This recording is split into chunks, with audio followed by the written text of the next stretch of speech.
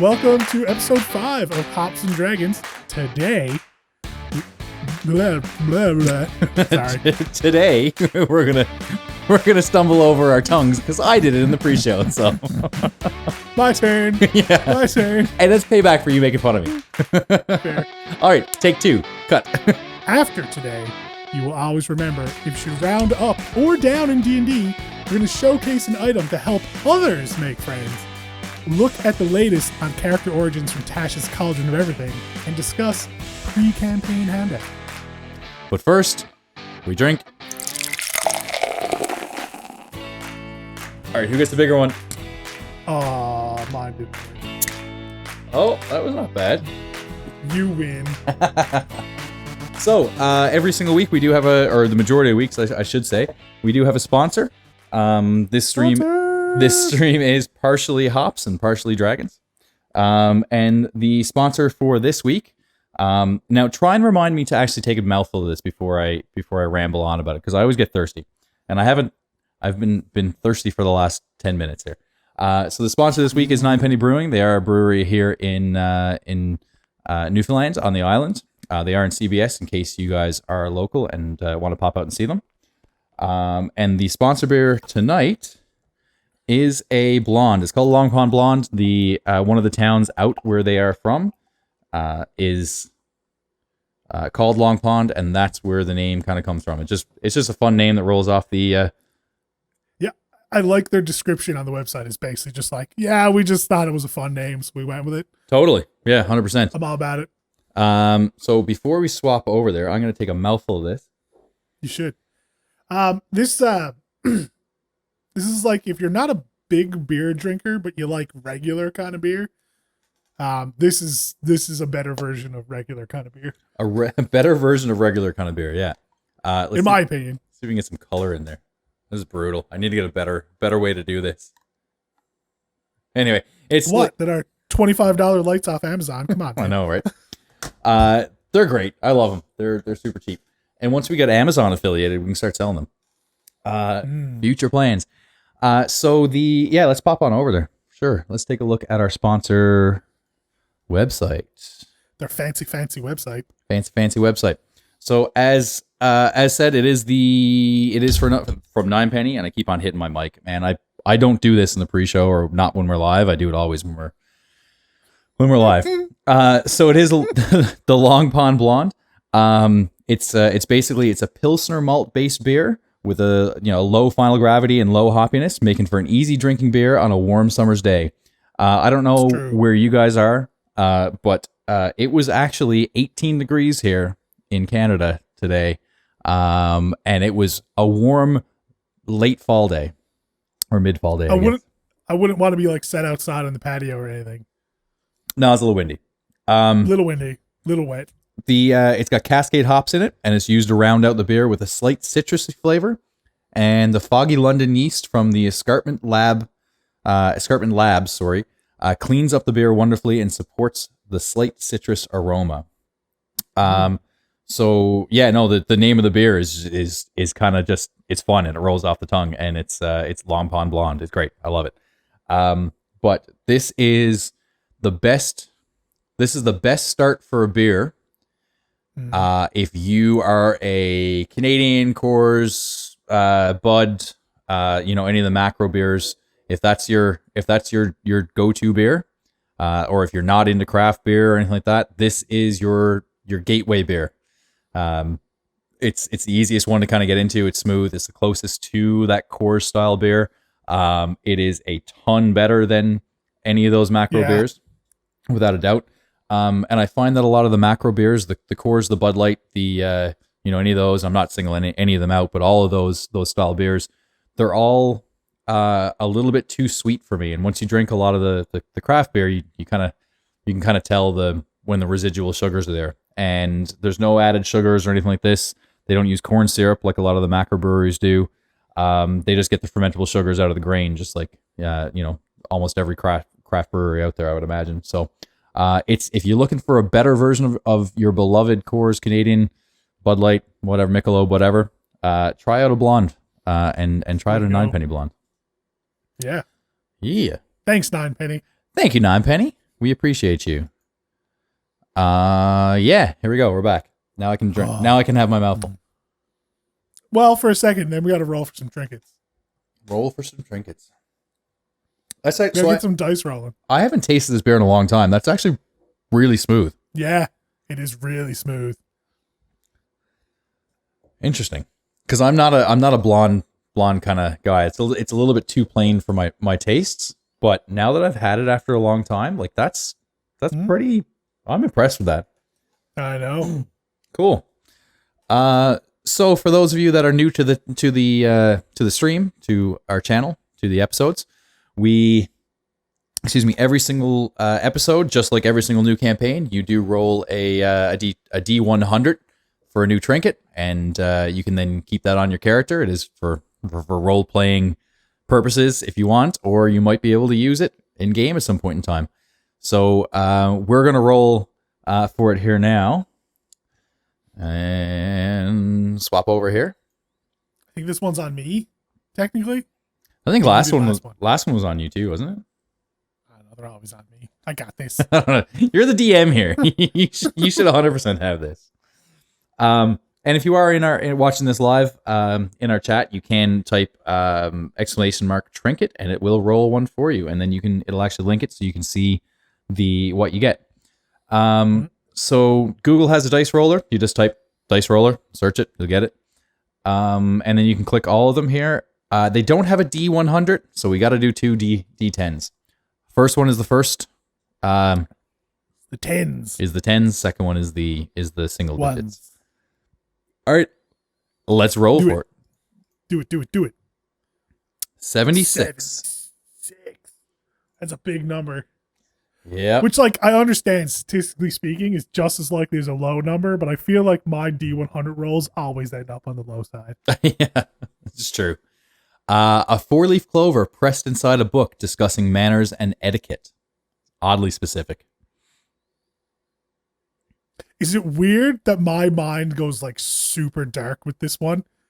And, like, you have a noble background, and you were, like, being forced to do etiquette classes, and you found a 4-leaf clover to, like, wish to get away out of doing these, like, horrible etiquette classes.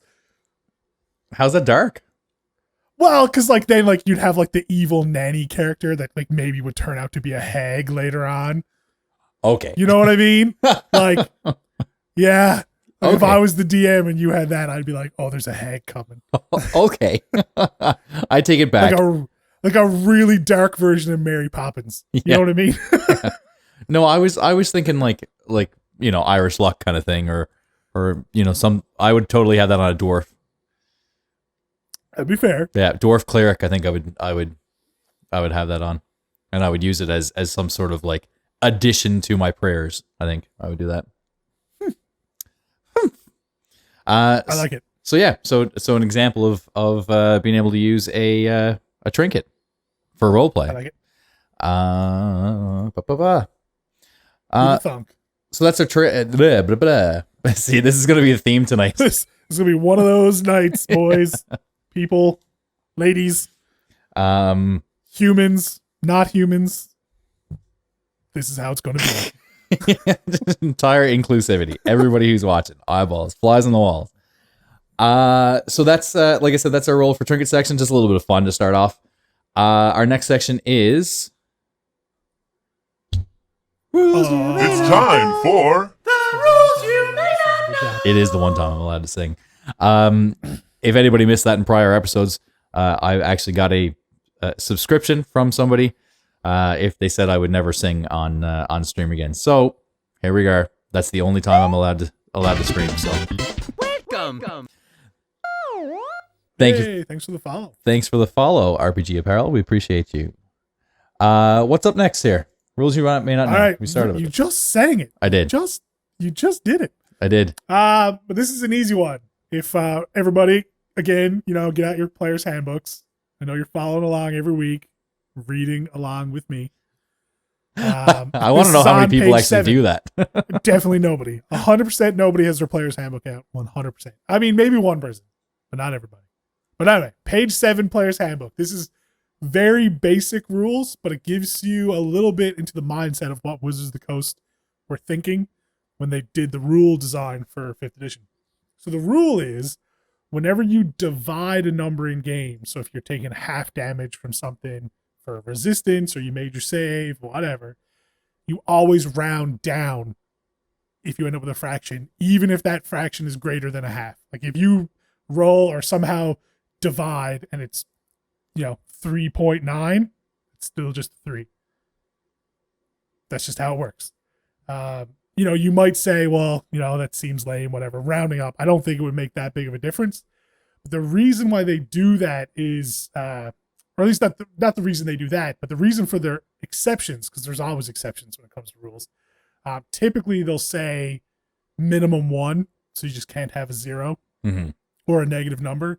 But the only times when they'll say specifically round up is in stuff like the Wizard's Arcane Recovery, which they can use on a short rest to get spell slots back. Right. At half their wizard level. So obviously at level 1, you get Arcane Recovery. If you use this at level 1 and rolled half, you'd have no spell slots back. It's kind of a wasted ability. Right. When you get hit dice back, so when you take a long rest, you get half your hit dice back rounded up. So basically the exceptions are when rounding down would give you 0, you round up. Which makes sense. Otherwise, you always round down. And in hit dice. Hit dice, Arcane Recovery, and then there's some other exceptions that will specifically say minimum 1. But they more have to do when you could end up with a negative number.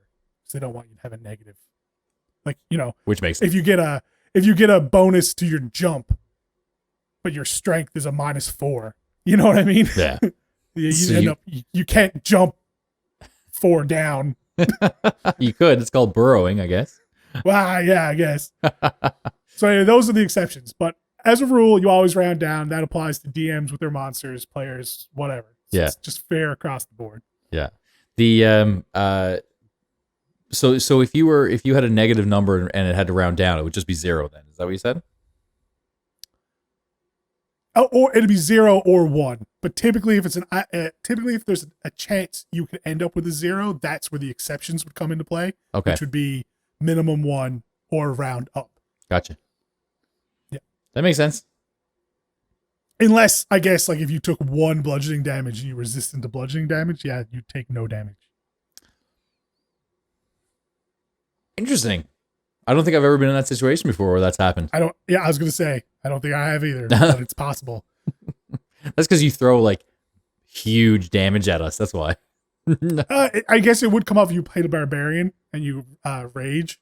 You could take, theoretically, 1 damage while you're raging and then take none. Interesting. Cool. Good to know. Mm-hmm. But there's exceptions. But for general rule, round down, except unless there's something more specific, which is also a deep rule in D&D. Specific beats general. Yeah, fair enough. I feel like it's learning French all over again. Probably. Here's the rule, and here's all the exceptions. Here's all the exceptions. But I mean, if you remember round down, and then you think to yourself, wait, I get nothing, you're probably supposed to round up. Fair enough. That makes sense. Cool. So that's a rule that you may not know. I clearly didn't know with the questions that I had. I usually have to look it up every time we play. Because I'm like, what? How does this work again? Half a fire blam is what? What is half a fire blam? Is it a fire blah?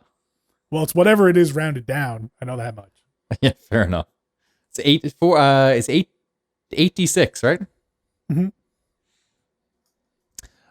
Cool. So that's a rule you may not know. Our next section is the useless item of the week. We've been pretty bad at making it really useless. We've had a couple ones that were useful. What was the last week's one? Last week was the Amulet of Attunement, which is actually useless. 100% useless. Yeah. Mm-hmm. Requires an that was our first. Requires an attunement slot, but gives an extra attunement slot. So yeah. Mm-hmm. Let's haul this up. I'm out of order here. Okay, so no. It's all right. So this week's useless item of the week. The idea is that you can give this to, if you're a DM, you can give it to your players just to have a little bit of fun. As a player, you can talk to your DM and say, "Hey, I've got this on me. This is part of my backstory," and it can give a little bit of RP flair as well. And this week's is very, very appropriate for our stream.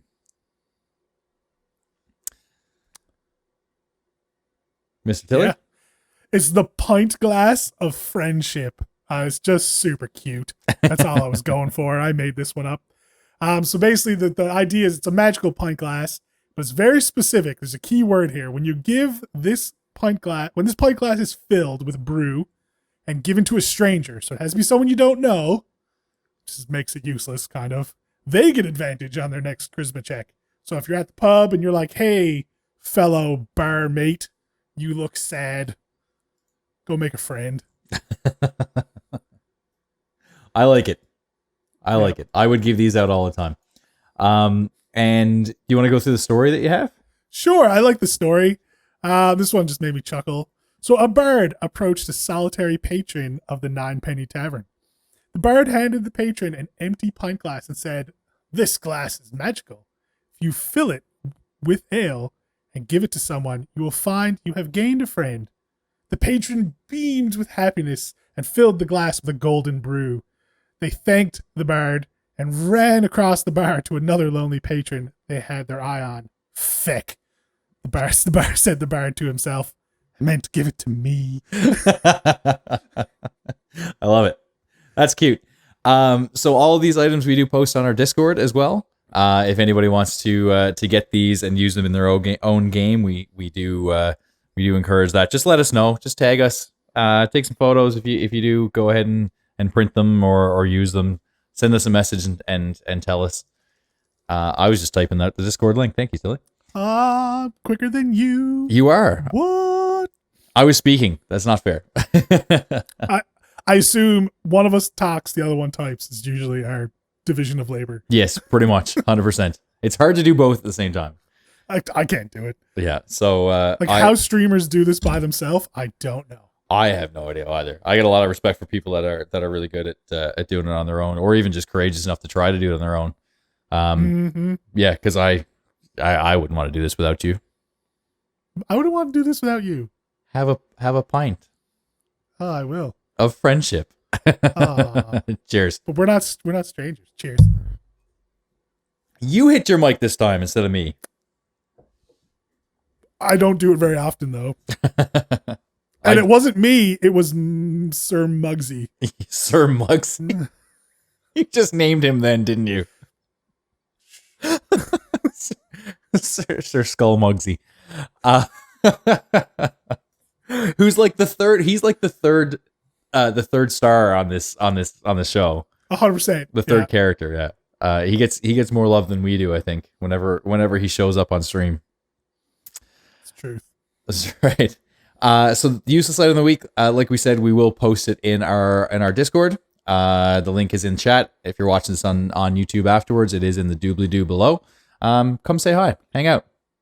There's a lot of fun things in there and a lot of fun people in there as well. Mm-hmm. And there is a subscribers only chat in there as well. Ooh. Where secret things get talked about. What happens in there? You'll have to subscribe and see. Subscribe to find out. I'll try to remember to give you status. I may have forgotten before. Sorry. you get your own rank and everything as well as a subscriber in a Discord. So moving on to the next segment is the weekly news of the week in the redundancy department. Yeah, the news actually is pretty cool. So I don't know if you remember way back to our first episode, I believe we talked about the upcoming rulebook for 5th edition, Tasha's Cauldron of Everything, which I believe comes out on November 17th. So we still got about, 3 weeks or so to go. But the big rule change there, we only just got information about it this week, which is character ancestry origins. So as you all know from making characters with us a few weeks ago, when you pick your ancestry or your race, that comes with certain bonuses. That includes, if you're an elf, you could get spells, or a tiefling come with some spells. Dwarves have extra armor proficiencies or extra hit points, depending on which con you pick. But every ancestry comes with a bonus to stats, the +1, +2, usually to specific stats. So the big news that kind of came out of Tasha's, they were going to customize that somehow. You know, you could make a dwarf, but it might not necessarily be stuck with Constitution. It could have different stats because, you know, much like humans, everybody's a little different, right? So the big news is they came out, Wizard of the Coast came out and they said, realistically, those specific stats, dwarves having Constitution, elves having Dex, have nothing to do with game balance at all. Just had to do with the fact that that's the way D&D has been done since first edition. It was just carrying that kind of legacy forward. And they realized at this point in time, you know, that legacy can go away now. No one really cares. So what they'll do is you can still pick a dwarf or an elf, like a mountain dwarf. But instead of, for example, if you pick a wood elf getting +2 to Dex and +1 to Wisdom, you get a +2 and a +1 to put wherever you want, along with the rest of the remaining typical wood elf stuff. Right. That makes sense? Makes sense to me. But it's not just a blanket +1, +2. Like, for example, if you pick a mountain dwarf, they get a +2 to Constitution and a +2 to Strength. So in new rules, you still get a +2, +2 to put wherever you want. Oh, okay. Gotcha. So it's a little tiny bit more accessible. Yeah. So what they did was they basically came out and said the balance of the different ancestries doesn't really matter what specific stat each ancestry gets. It has to do with the number of stat points they get. Because like the thing with a mountain dwarf is they get the +2 to con, +2 to strength, but they get light and medium armor proficiency. So typically when you're going to use that, most classes have that anyway. So it's usually redundant. Which is why they get the +2, +2. Makes sense. Right? Now, on the flip side of that, if there are any, I think there's some Magic the Gathering races that just get just a +2. They don't get any +1. They would just get the +2 to put wherever they want, which is pretty neat. Yeah, I just like that it's you know, that it's kind of opening everything up to what the player wants. At the end of the day, it's not going to be game breaking. At the end of the day, it's if you want to do that, if that's interesting to you to make I think the idea or the example we came up with back in when we first talked about Tasha's was the orc wizard, I think it was. Yeah, right. Like, I'd love to do an orc wizard because that'd be fun. That would stimulate the RP, which is French for roleplay. Stimulate the role playing, you know, prompts and inspiration and creativity as well. To have that, like, why are you, you know, different than what you traditionally have been? So, you know, for those people that have been playing D&D for a very, very long time and creating characters for a very, very long time, you kind of maybe have done all the things that you want to do. So why not now, you know, do something that you've never done before and was never available before because of the rules, the restrictive rules there. So, well, exactly. And like, let's be honest. I mean, if, you know, you base it on humans in 5th edition are very open. You get feats and you get plus to all the stats. It doesn't really matter.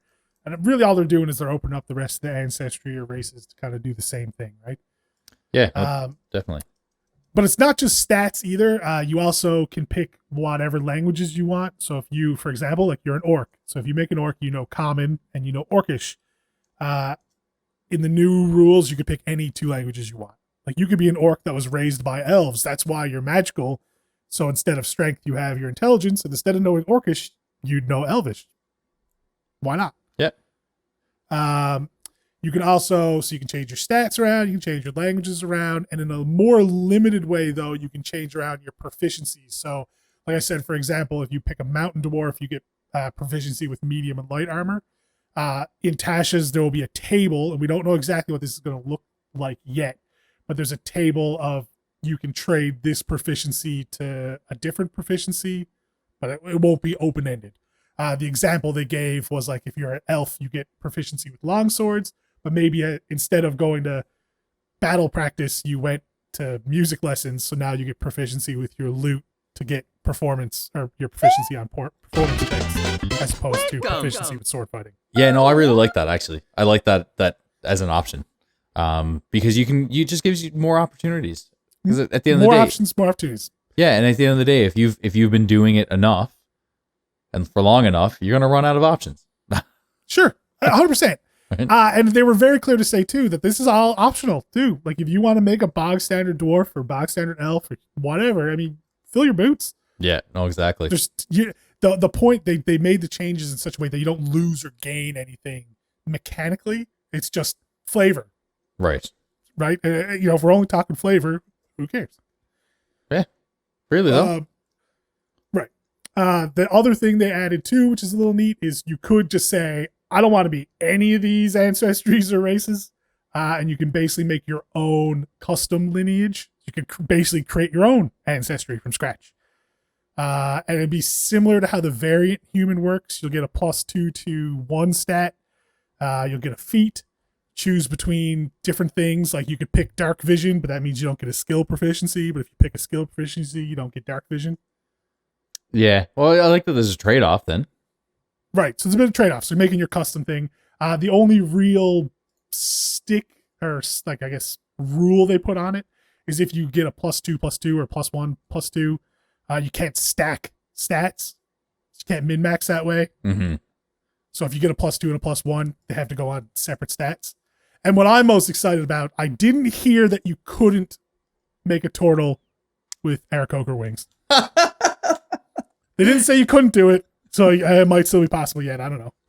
For those who don't get the reference, so to go back and watch episode 1, I think it is, on our YouTube channel. Yeah, that's the big thing, is apparently there's no restrictions, so you can make a flying turtle. I mean, there's some restrictions, but they didn't say you couldn't make a flying turtle, so I'm holding out hope. I'm gonna run a one shot just so you can make a flying turtle. Woo! He hacks. Yeah, big time. So what about so sorry, just looking at some of the notes here. So the homebrew is all fine. You can use that. Optional rules, you talked about that. Mm-hmm. And stats. Yeah. You didn't mention about alignment though. Here's the pressing question. Is it okay to be evil? I mean, it's always okay to be evil in D&D, Paul. You do what you want. But as in life, if you choose to be evil, there will probably be repercussions. Yes. Unless you're just powerful enough to deal with the repercussions as they come to you. Yeah, it's true. With necromancy. Hashtag Team Necro. Team Necro. Which brings me to the next part of the news, is the Hops and Dragons news. I don't believe we announced this last episode. I believe we hit our subscriber break point where we got another emote slot. But we only we're only able to get it up and approved for Sunday. So anybody who's here on Sunday to watch us play Baldur's Gate 3 saw it, and of course you've seen it as well here in the chat already, but it hasn't been officially announced yet. So what are the new emotes that we have for all the subscribers? Please spam it right now in our chat. It is the Team Necro emote, which we thought was a fitting emote that we needed to have for spooky season in October here. So Ooh, I love spooky season. Yeah, big fan of spooky season in this household. You saying spoopy? Spoopy, SPOOPY. Oh, do you not live on the internet? I apparently we live in different places on the internet. Oh, come on, we live in the same places. And we're gonna end that conversation now. Anyway, moving on. Anyway, having a drink. Oh man, ooh, is it hot in here? It's not actually, because it's after cooling down. It's only 22 degrees in here. And I did see Tilly Mom and Tilly Dad in chat there a little while ago, so I gotta be cool. Hello, Tilly Mom and Tilly Dad. Thanks for joining us. Everybody in chat, be good. Yeah, my mom might be here. Come on, be cool. Mr. and Mrs. Tilly are great people. What's up next? At the end of the news? Oh no, we have one other part. Well, I guess this is a tiny one. We just want to bring it up Yeah. for people who don't live on the internet like the rest of us. On D&D Beyond this week, they released a couple custom Critical Role subclasses for the monk and the paladin. The monk one has been out for a while. The Way of the Cobalt Soul, that not Keyleth. Oh man, that's season 1. That Beauregard is using. And it's actually a pretty powerful subclass for monks. It gives you the ability when you punch to read, like get some information on the monster. And if someone misses you with a punch or attack, you can use your reaction to punch them back, which is pretty dope. That's the Way of the Cobalt Soul, right? It's the Way of the Cobalt Soul, yeah. But the new one, I guess, came out this week, which is, I guess, why they're posting it. No spoilers, because I haven't watched the latest episode either, but they released the Order of the Sea or something. Oath of the Sea. Oath of the Open Sea. The Open Sea. I guess this is for Ford in his paladinness. Gives you a couple ways to use your divine abilities to summon a mist around you to obscure vision that moves with you, which would be great for stealth missions. And Fear of the Titans, or the Tides. So when you hit somebody, you can push them and make them take damage equal to your charisma modifier. It's pretty cool. Cool. That was Pally or Monk? No, Pally. That was yeah, a Pally it's for one, Pally. Cool. Ford, for anyone not what, Ford's a sailor. This kind of doubles down on his sea theme. That makes sense. And the monk in Critical Role is knowledge. It's all about knowledge. Cobalt Soul is a library. So she's very into investigating and that kind of stuff. So that subclass fits in that. If you want to be the investigator, kind of intelligent monk, this is the way to go. Yeah, and can we just appreciate the how badass the art is? I absolutely love it. Oh, so dope. That's so good. dope. Yeah. I'm into it. Yeah, so you said she's been playing this for a long time, hey?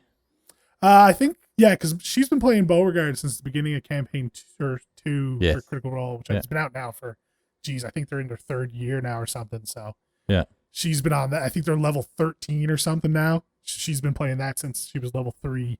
Oh wow. Right? Yeah, no, for sure. So this is unofficial content, but it's available on D&D Beyond, right? That's correct. So people can build these characters if they want to build them. Give them a try. Like they're not play tested, so they might be broken as all hell. Who knows? Check with your DM. Yeah, but so is 5e Ranger, so. True. I mean, 5e in itself is a little broken. That's why we love it. Yeah. That's what makes it fun. It's not broken if you're having fun. Right? True. Right? Sure. Right? I mean, the monsters are broken too, so, you know. I put all of these in the complete opposite order. What's next? Oh, hold on. Next, we're going to have our discussion. This is more of a discussion-y topic than a educational topic this week. And it may or may not be something you guys do if you DM your home games. I did it for you guys way back. I'm sure you remember, Paul. I do, way back in the day. Way back. So, and when we kind of had a unique experience when we started playing as well. So, for those of you that have been with us the entire time and watched episode 0, we kind of got to know us a little bit and how we got into D&D. But Tilly's played for ages. He's played, since high school. I didn't, even though he asked me to play a bunch of times. I wish that I had now, looking back at it, obviously now doing this. And he wanted to step into the role of DMing, and he wanted to, but doing that is intimidating in any stretch of it at all, even if it's with friends or with experienced people or new people or whatever. And I certainly have appreciation for that. So he approached me and said he really wanted to do it, and I said, sure, yeah, I'll do it with you, even if it's just the 2 of us or whatever. And not like that. I just checked. I don't see my Tilly mom, Tilly dad, and the people in chat anymore. So so we can we can get all right. We can get. We'll hold that off until the after hours. How's that? Listen, I'm a grown man. I can innuendo around my parents if I want. Fair enough.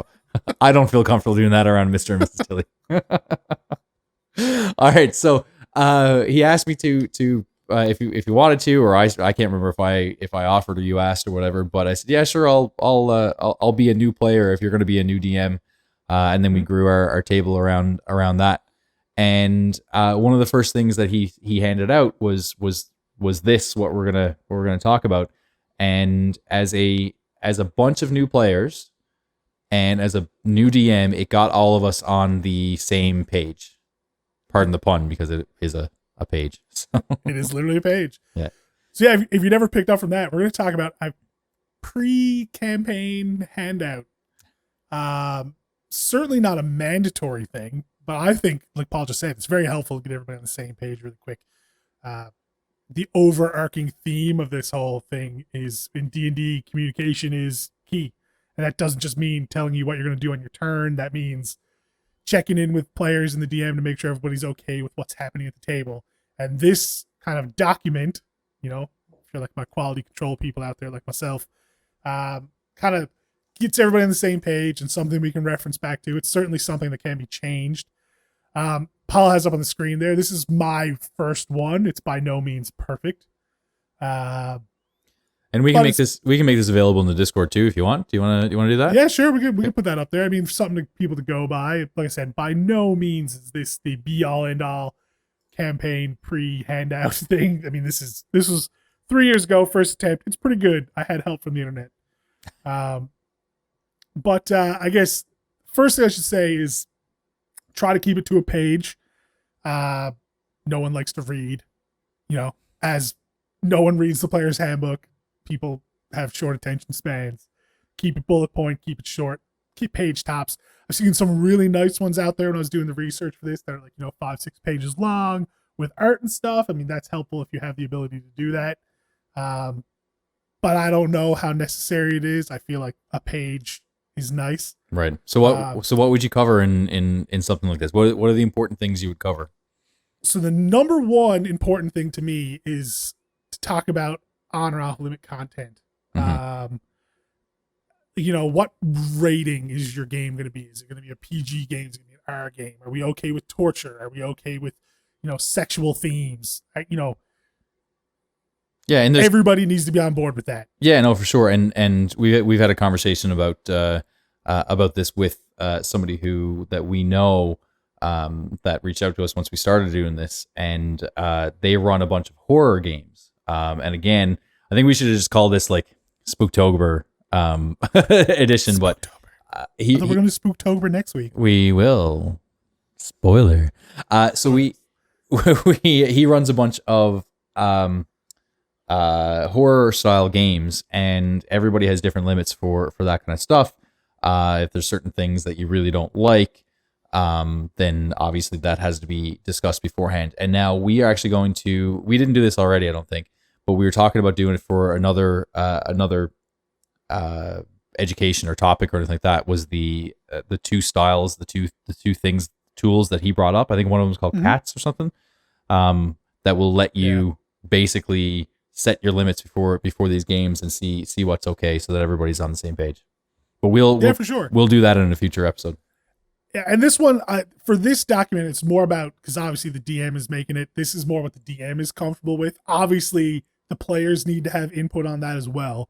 But, as a ground rule, it's a good space to start, to be like, the DM's not okay role-playing, sex. So that's off the table right off the hop. You know what I mean? Yeah. And that just starts the discussion. And it's a very, very important discussion at D&D. Mm-hmm. Next, I don't think I talked about this in mine, but you talk about table behavior. Like, DMs put a lot of effort into their games. We're all there to have fun, but if everyone's goofing off on their phones, just generally screwing around and not paying attention to the game, that can be a bit disheartening. So they might ask, hey guys, we're only playing for 2 hours a week. Can you focus up a little bit? Yeah, no, definitely. But it could also be talking about stuff like, hey, someone got to bring me snacks. And whoever brings you snacks gets an inspiration die for inspiration or something. Yeah, I mean, that's something you can lay out in the document here, right? Yeah, for sure. Other things like, is PvP allowed in your game? Most tables kind of frown on PvP, and that doesn't just mean combat. I mean, that also means, is pickpocketing your friends okay in the middle of a game, Stevie B? Yeah. Yeah. Right? And that's something to talk about up front, because tables might love that. That might be they might thrive on that. Others might hate it. Mm-hmm. And you don't know until you talk. Other things too, like is character death on the table. I mean, some people, they get very attached to their characters they create. They don't want them to die. So you can say, in this game, the likelihood of character death is high. So don't make something you're going to get attached to. Yeah. Lay that out there up front. Stuff as well. And now you get into stuff like when you're thinking about what characters are going to play, it's, is there anything in your world that's going to change how they might do that? Is there any laws in the world you make that are off limit? Like, is necromancy illegal? No. Hashtag Whether it's necro. evil or not, is it illegal? Like, if you walk into town with a zombie, are you going to get arrested? I mean, that could be, it could be fun, but it could be a bummer too. Yeah.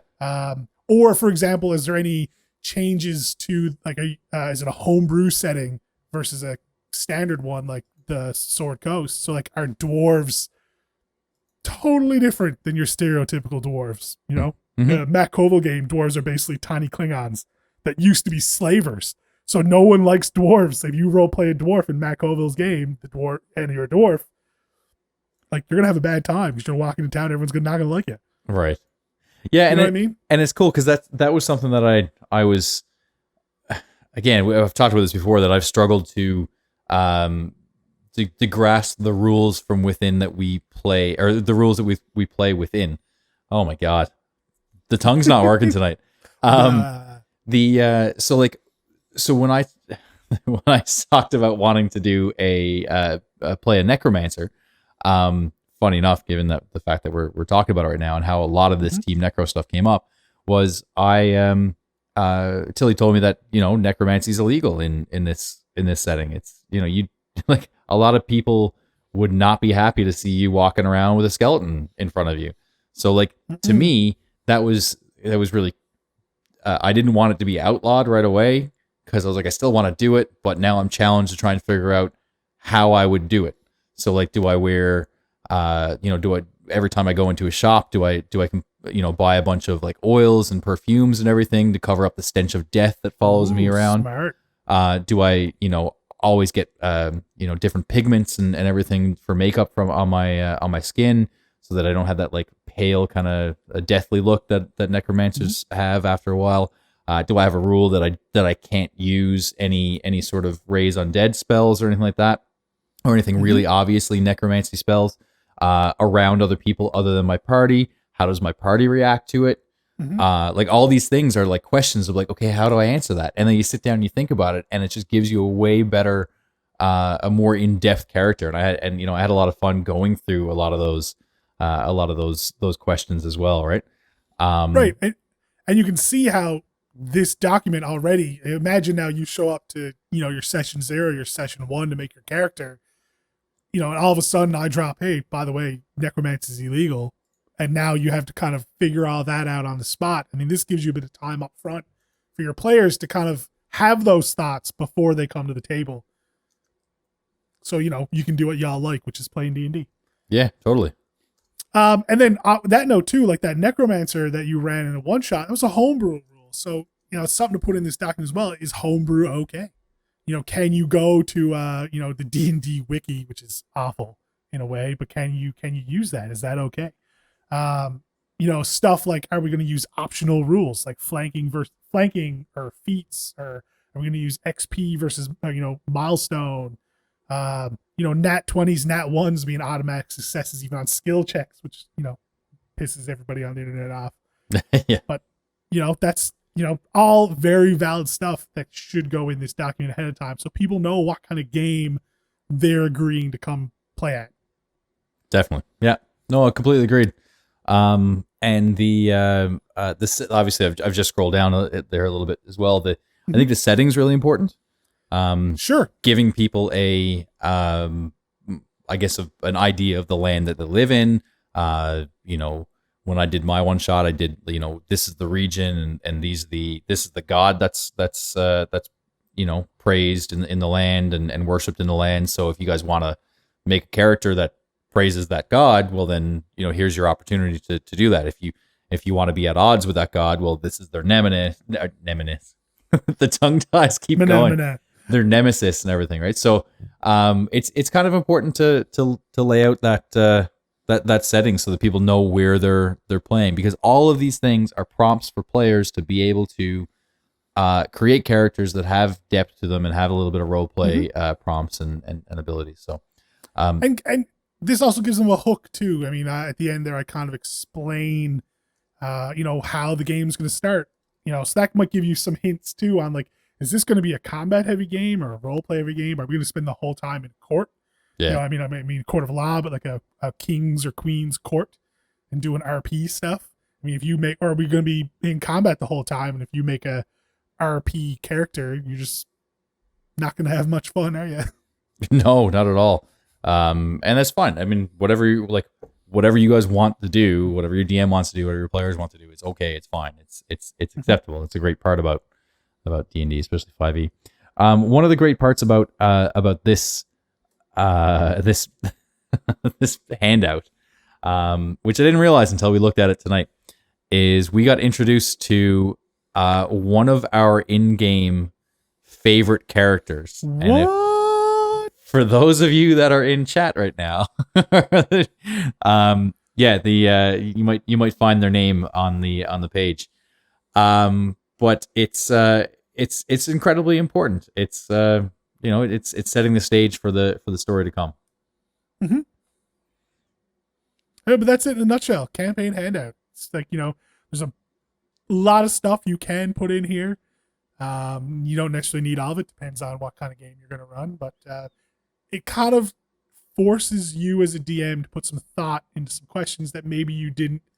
You might have the answers to, but you didn't really think about them. To put them on paper to tell other people. Yes. Up front. Yeah. And then one thing I've noticed about a lot of things in work, in life, in pleasure, and everything is put it on paper. Don't just keep it in your head, right? Once it's on paper, you can present it to other people. You can keep yourself organized and on the right path or whatever. Mm-hmm. But putting it on paper is usually helpful. So, Cool. yeah. I'm disappointed nobody in chat called out our favorite character in game. That's all right. That's the end of our discussion. Are we done? That's it, man. We're done. Campaign handout in a nutshell. Cool. All I know is with my computer going and this beer, it is warm in here. Is it? Oh, I'm cooked. It's 23 degrees here now. Somebody in chat decided to find out another Easter egg for our chat commands. What? So it's my favorite character, Shares. He's an old human wizard, divination wizard. I think I set him at level 10 at the beginning of the game. I don't know what he's at now. Who knows? But he has no damaging spells, 0. All utility. But he's very intelligent but forgetful. And he goes, "What?" a lot, but in an old man voice. Yeah, we love him. We really do. So I'm going to pour myself another beverage. Yeah, I am sadly almost out of this. Blonde is almost gone. It's not going to last me much longer. See, I planned ahead and brought more beer up with me. See, as much as I love beer, and I do love beer, like I've been going on walks and stuff every morning, and beer, while delicious, not the most calorie good thing. What are you talking about? This is calorie free. Oh yeah, sure. Sorry, they're our sponsor. We can't say that. We can't make those claims. I don't think Ninepenny would make the claim that beer is calorie free. No, they wouldn't. And I believe that one of the owners is actually in chat watching us right now live. So, depends on the session. There, Liebermac, some sessions we get a bit more foolish than others, but we always do it responsibly. No driving after we have a couple beer. Even one beer really is almost too many. Just Drive sleeping home these days. Just sleeping. Sleeping's good, man. Yeah, Tilly's bedtime is right after we get off stream. So Tilly just has a couple pints and goes, all right. So yeah, we're Time for bed. We're going to bed. But yeah, so for anybody who's in here that hasn't been here before, we do stick around afterwards for an after show, and we go through the chat. We go answer a bunch of questions. And just like any good bar, we keep serving up the goodness after hours. One of these days, I'll get a permanent version of that tagline. Maybe. Maybe. All right, what's next? Oh, we've got some pretty cool art from a relatively unknown Twitter account. Twitterer? Tweeter? Twitterer? Tweeter? I have no idea. Tweeter? Twitter boxer. Twitter? I don't know. Let's It's just, cool art either way, and it's fitting considering of our new emote. that's right. Let's just go to Twitter, the Twitter box, Twitterer, and check it out. It is perfectly in theme with Spooktober. Didn't realize how much of a spooky episode this is going to be, actually, beforehand, even though all the elements are super spooky. So this week's art feature is from Muses and Malice Art, I believe it is. You can find them on Twitter, at Muses and Malice with an S. And I'm actually going to link it there in the chat.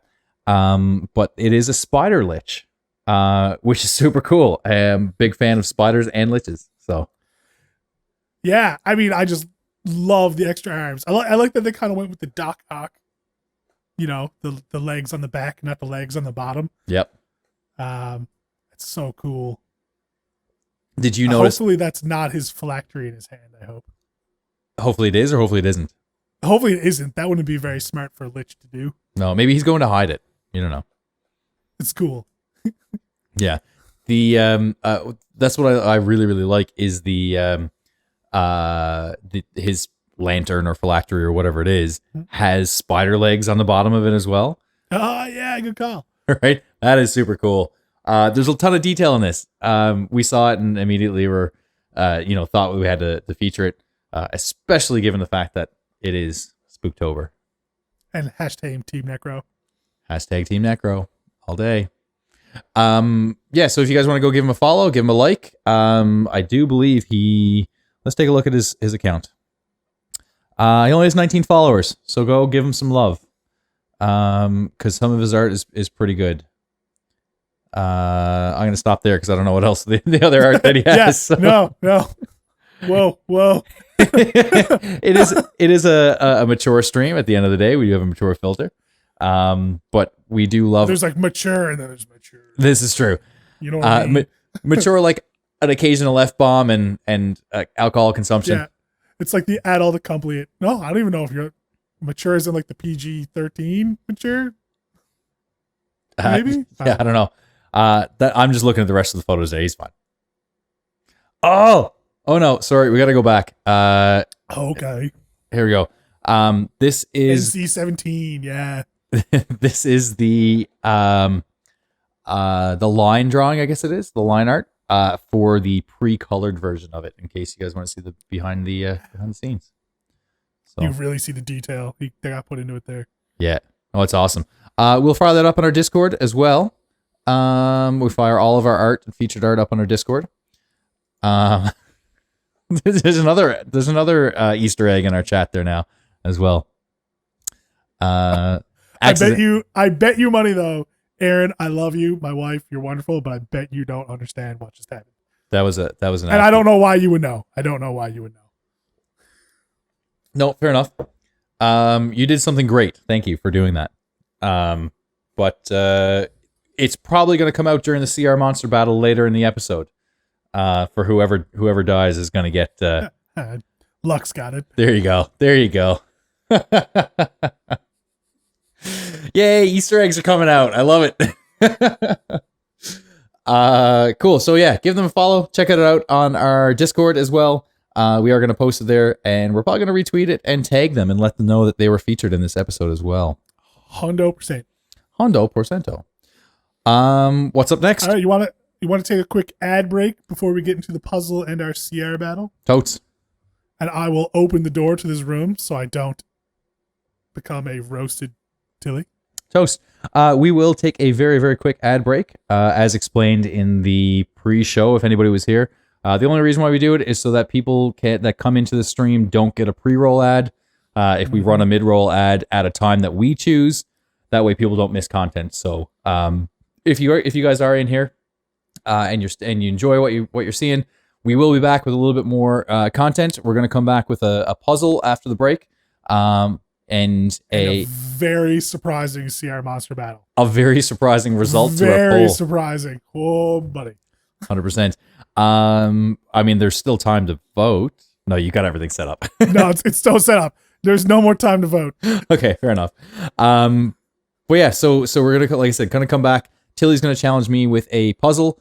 It was my turn to challenge him last week, and he passed. And then we're gonna do CR monster battle, and the monsters this week were constructs, and you guys all voted. Constructs. And there's our ad break. All right, I'm gonna go pee in midstream. Can we do that? You can. I'm just gonna go open the door, and I'll be back in like 30. Not even 30 seconds. I'll be back in 2 seconds. All right. I'm gonna throw this up because this is new. BRB, you gotta pee. Hold on. Oh yeah, do that. Chad, I'll be back in a second. Don't be lonely. Let out that heat. So warm. What do I got done? Okay, everybody. Now that Paul's gone, let's talk secrets about him. Although he could be listening. He's sneaky like that. It is the Tilly Show. Welcome. I'm actually really excited for the CR battle this week. And the puzzle, it's more of a riddle. It might be hard for him, I'm not going to lie. I mean, you're still here, Paul, but I bet you're not listening. Oh, that is not fair. Man, Aaron, you just turned J. Cole into a Nightwalker. I'm not even really sure where the Nightwalker is. It's definitely an undead. Dancing, yeah. Dancing, yeah. This is my downtown George Street dance. Fingers. It's the only move I got. That's it. That's my whole dance routine. That's actually not true. At one point in time in my life, I did ballroom dancing, a little bit of jazz. Know how to do the box step. I know. Bet you didn't see that one coming. Waltzing and whatnot.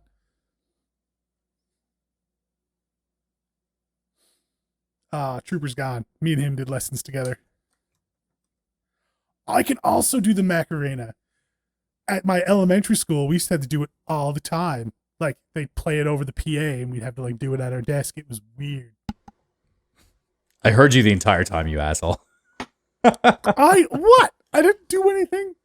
You did. I heard you the whole time. Be cool, everybody. Yeah, I just need to like turn up the volume and I can hear it from the bathroom. So. Oh, you unplugged your headphones. That's cheating. Or maybe I didn't. I don't know. All right, so we're back. I hope you guys enjoyed Tilly's dancing. I didn't dance for very long. It was worth money. I would have thrown a few dollars your way.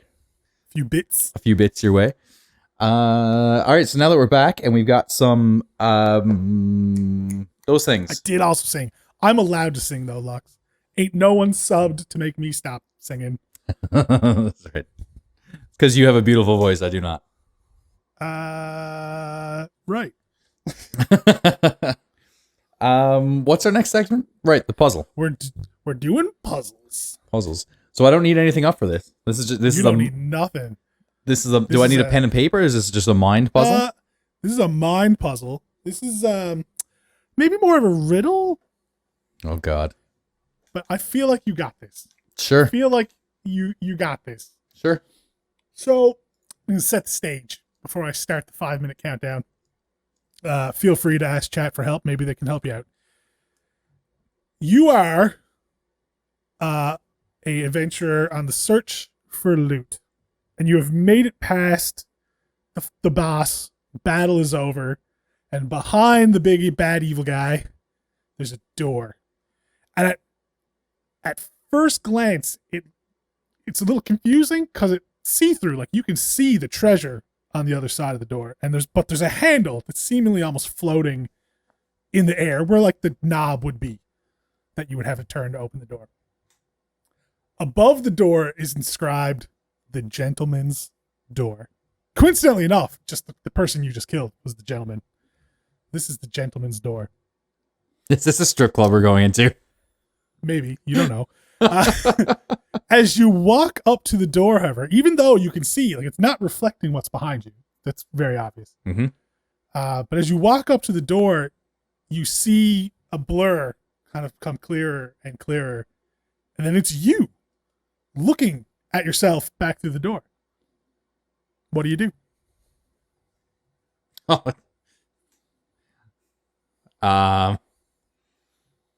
I say hi. See a hand come up? Do I put my hand up? No. And this is a glass door. It seems to be transparent with a doorknob there. And you're Uh, both just kind of standing there looking at each other. I reach out and turn the doorknob. It reaches out and tries to turn the doorknob at the same time, blocking you. And it kind of goes back and looks frustrated at you. I turn around. Uh-huh. I look over my shoulder to see what to look at it. It's also turned around, looking back over its shoulder at you. Shit. I face forward again, away from the reflection, and I reach back and touch the doorknob, and I try and twist again. It tries to open the doorknob, but in such a way that it's like the opposite way you're trying to open it. Right. There's resistance. There's resistance, and he kind of goes back and looks annoyed at you again. I'm totally gonna have to consult the chat on this one because I'm blank on this one. If anybody in chat has an idea, please let me know right now. Do I have any weapons or anything like that? Or you'd have your longbow and a longsword. okay, I take my I take my sword and I take a swing at the glass door. Its sword comes out too and goes clang, just like you cross swords with somebody else. 3 minutes left. Oh, you are gonna do that to me, aren't you? I take my cloak off and cover up the door. Okay. And I cover up the reflection so you can't I can't see him, he can't see me. And then I try the doorknob. Same thing. You feel the same resistance. Oh no. And you see like the reflection, like the reflection is looking out there, and he looks up at the top of the door where the sign is and looks back down at you. Wait, there's a sign? What does the sign say? The sign says the gentleman's door. The gentleman's door. I ask him nicely. I say, please, will you let me in? Oh, he bows and steps aside. I was thinking gentleman as in like a strip club. I apologize. So I go to open the door. With ease, the door opens and you walk through to your treasure. Congratulations. Thank you. Thank you. 2 minutes and 17 seconds to spare. I also would have accepted you letting the reflection to go past you first. I found this on Reddit. They also called it the Canadian door. Sounds about right. Mm-hmm. I can appreciate that. Yeah, cool. I mean, it's a tricky one. It's one that gets your players. It's not a puzzle against the characters. It's a puzzle against the players. Mm-hmm. Make them use their own brains a little bit, but it's not overly tricky. The answer was wide open. Like anything you had done that was polite, I would have accepted. Fair enough. I like that. Mm-hmm. I like those like options where there's not just one answer. You can kind of do what anything that falls underneath that. Mm-hmm. I'm into it. Good job, Paul. Thank you. So we've only had one fail so far, and it was me. The first and one. that was brutal. Actually, you know what? I found another one. I found a lever puzzle the other day that I have the answers to. I still don't understand how it works. Oh, God. I was really tempted to show you, but I was like, that would be so mean. Yeah. I'm always nice with my puzzles for you. So You should know better. Welcome. yeah, that's right. Hey, thanks for the follow, Darkness Gaming. Yeah, and also Erebus as well. Thank you very much for the follow, guys.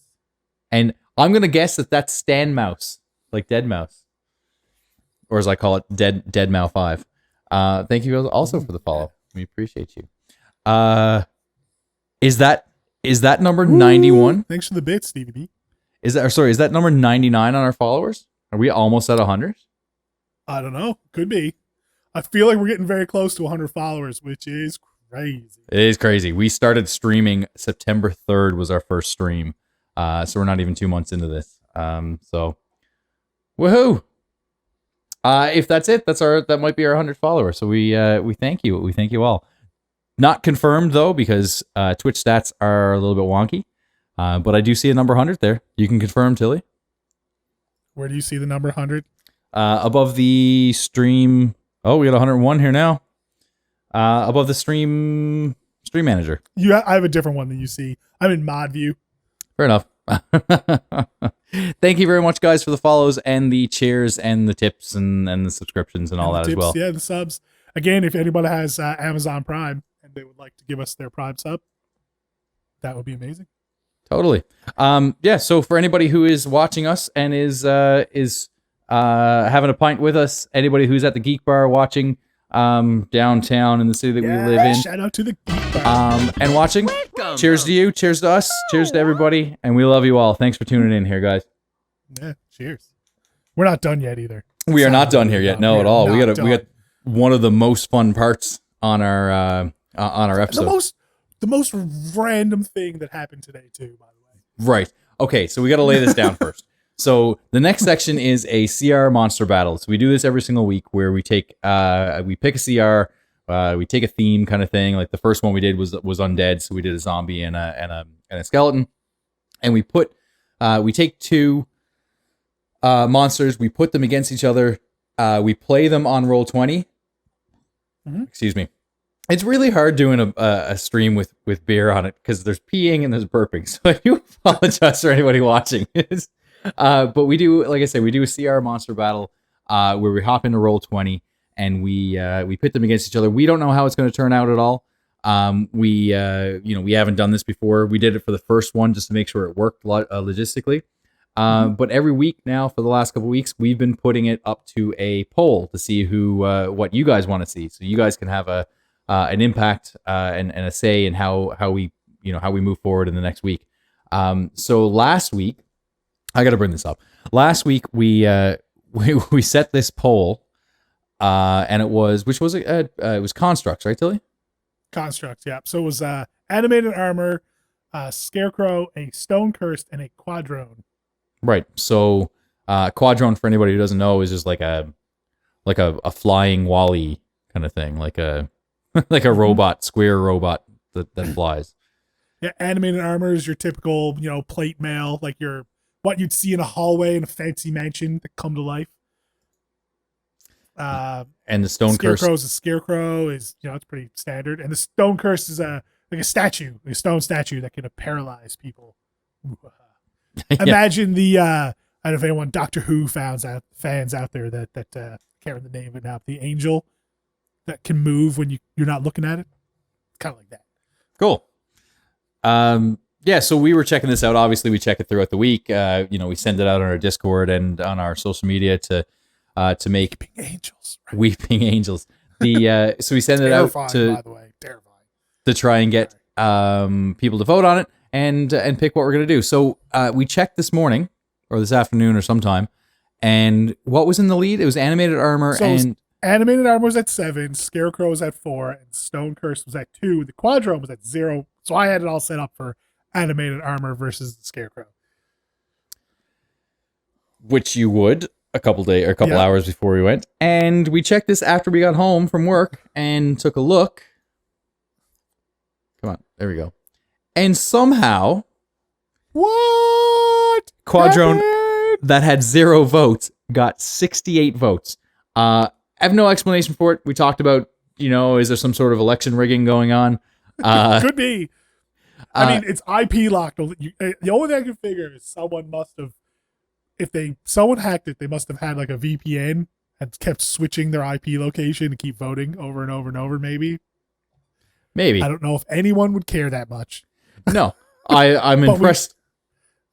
I'm impressed that if anybody did care that much. But yeah, so 68 is the vote here. 68 to 7 to 4 to 2. Which is bonkers. So we had a conversation about whether or not we were going to stick with the stick with the results, whether or not they were tainted or not. And at the end of the day, doesn't matter. We didn't want to interfere with the democratic process, even if it was rigged. So we went ahead and went with the Quadrone and the animated armor. Mm-hmm. Exactly. And to be honest, the Scarecrow versus the animated armor would have been a bit of a, not a boring fight, I suppose, but the Scarecrow's big ability is it can fear. The animated armor is immune to being frightened. So it would just be them swinging away at each other until one of them died. Quadrone spices things up a little. Yeah, and we'll take a look at both of those here in a second before we get into it as well. Just a thanks here to those that just followed. Grandma Georgina. Oh, you got to take a look at the art that we had last week. If your grandma's your name, was that last week? Awesome. Yeah, that's right. It was last week. Yeah, for sure. Join our Discord. No, and week before. Third episode. Episode 3. Sorry. And thanks for the follow, Lalo, as well. So you want to look at the Quadrones first? Sure. Quadrone's the one I picked because I lost last week, so I got to choose. Yeah, your first loss. My first loss last week. It was a good job, Paul. Yeah. Well. So this is what a Quadrone is. It's just a flying little square robot thing. They're lawful creatures. So if you went to the plane of law, these would be the people you'd find there, the monsters you'd find. They look more evil than lawful to me. I mean, they got the white angel wings, but yeah. They're lawful neutral. Now they come in all kinds of shapes. This one's a D6. They also come in D4s and other dice shapes, also known as, pyramids and cubes and spheres and stuff. Yeah, they got a little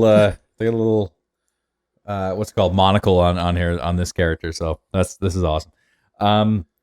As far as who created this art, this is the commonly accepted art from all the wiki pages and D&D Beyond. I think it's official. I think it's right out of the monster manual.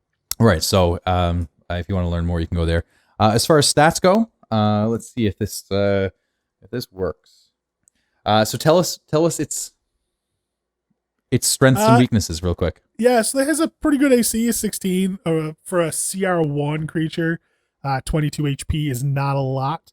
It does have a 30-foot flying speed, though, which gives it a hefty advantage, especially at times where if you were a DM, you would implement a character like this. Typically at low levels, players don't have the ability to fly, so makes it hard to fight these things. They do have true sight within 120 feet, so they're basically seeing everything, which is crazy. There's no hiding from this. Can't be compelled to act in a manner contrary to its nature. Is a lawful creature. Is literally the lawful creature. When it dies, it turns to dust. So you can't mess with it after the fact. Can't corrupt it in any way. But what's really interesting about this is the multi-attack ability it has, which makes this particularly deadly. On its turn, it can make 2 fist attacks or 4 short bow attacks. So for a flying creature, this can do some damage. That is foolish. Yeah. See, again, he comes up with the creatures, and even though he lost last week, somehow, and even though, see, you know what? I'm gonna blame you. You hacked this. You hacked this poll so that this would win because you knew that it was your. This is exactly what it was. It was your week to choose, and you hacked it. I promise you, I didn't.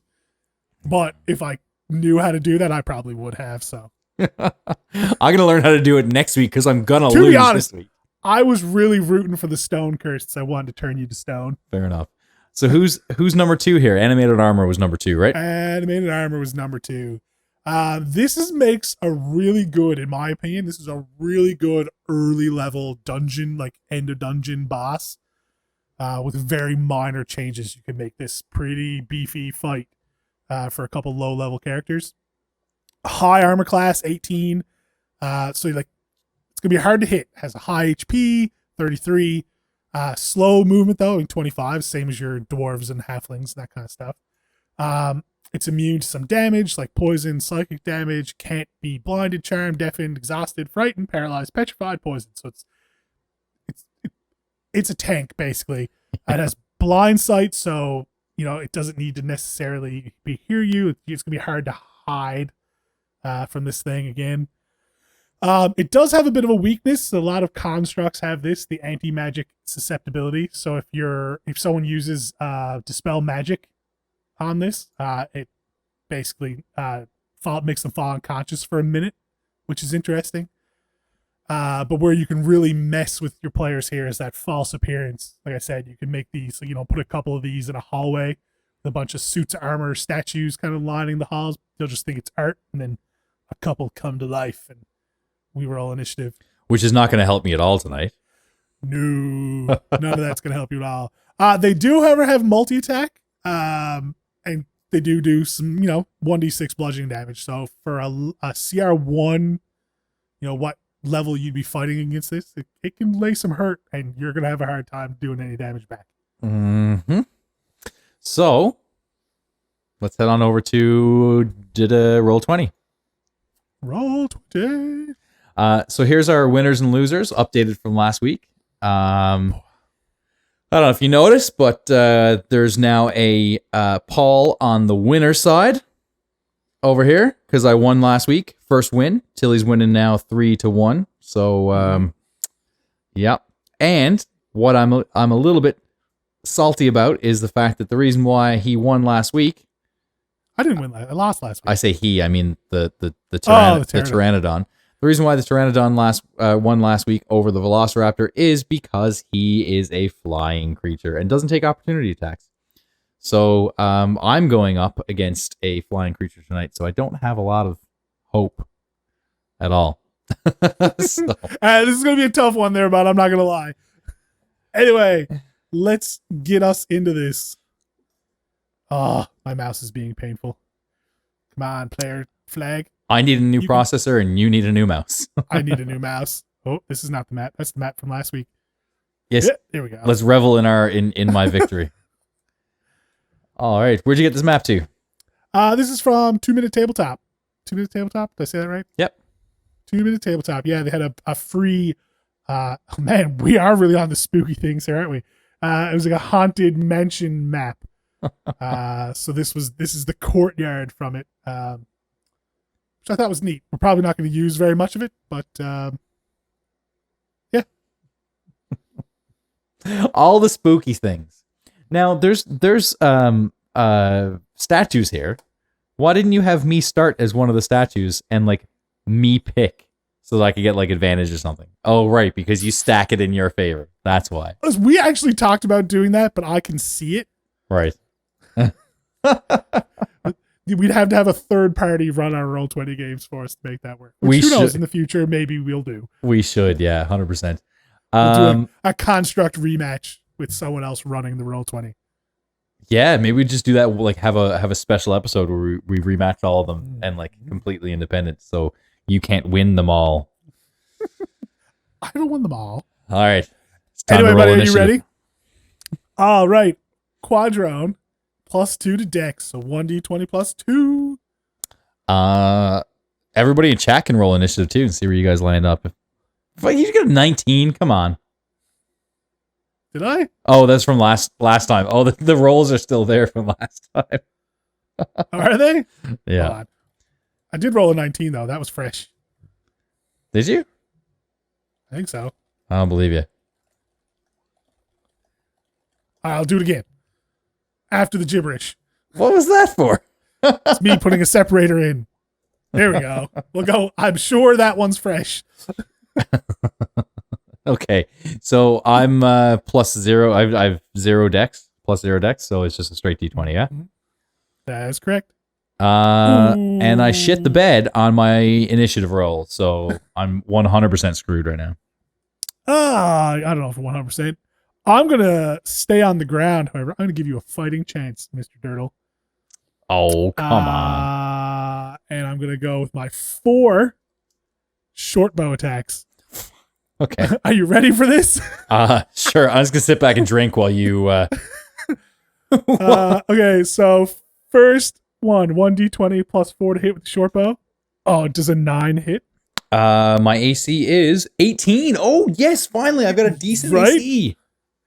All right, so second attack, Oh, that clicked twice.